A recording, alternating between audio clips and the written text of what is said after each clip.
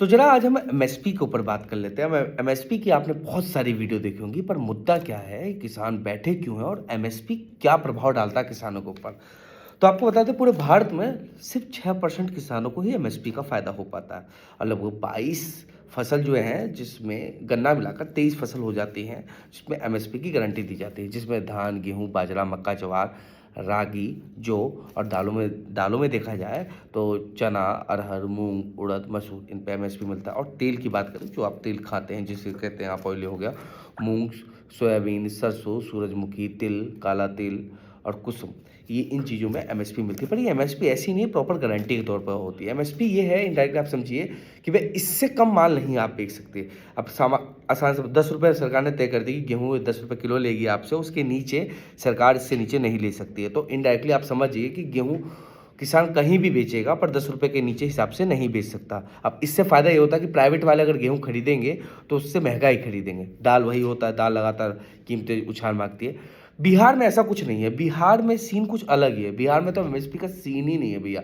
तो इसलिए कभी भी आपने नोटिस किया होगा, पंजाब, हरियाणा के ही लोग लगातार इस पर धरना प्रदर्शन करते हैं, इसकी आवाज़ उठाते हैं। अब इस पर घाटा भी क्या है, इस पे ऊपर बात कर लेते हैं। सोचिए कि ये जो फसल है, एक तिहाई हिस्सा ही इन फसलों पर एमएसपी है, बाकी तो और छोड़ ही दीजिए। घाटा ये है कि सोचिए, सरकार ने डाल दिया कि भैया गेहूँ और चावल पर हम एमएसपी की गारंटी देते हैं। अब किसान आंख बंद कर भाई साहब इन चीज़ों को उगाएगा। आंख बंद करके जब उगाना शुरू कर देगा तो उसमें फर्टिलाइजर हुआ, सारी केमिकल हुए, इस्तेमाल करता जाएगा। आपको पता है, हर तीसरा इंसान कैंसर का शिकायत का पीड़ित है पंजाब में। कैंसर लगातार गांव के गांव पंजाब में कैंसर से पीड़ित है। यही वजह है कि कितना सारा फर्टिलाइजर, इतना केमिकल इस्तेमाल कर रहे हैं। मजबूरी है कि भैया फसल। अब कैसे निर्धारित करेंगे, सिंपल करिए कि किसान के 100 रुपये लगे भैया एक खेत में और उसको उसका बेनिफिट नहीं मिल पाया, तो इसलिए मजबूर भी किसान हो जाता है कि भैया एमएसपी चाहिए।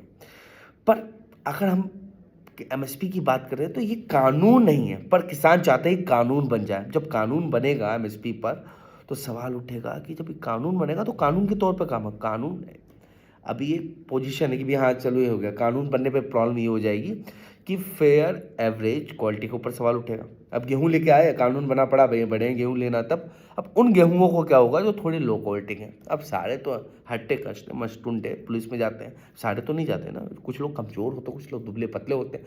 तो ऐसी फसलों के ऊपर बात है, उन फसलों का क्या होगा, ये भी सोचने वाली बात है। अब यहाँ प्राइवेट कंपनी जब कूद देगी तो प्राइवेट कंपनी अपनी मनमानी करती हैं।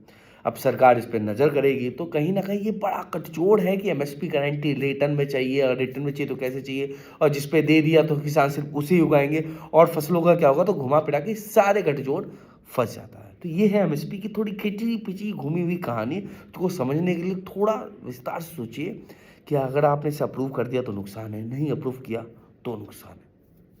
बाकी आप बता दीजिए कि क्या करना चाहिए।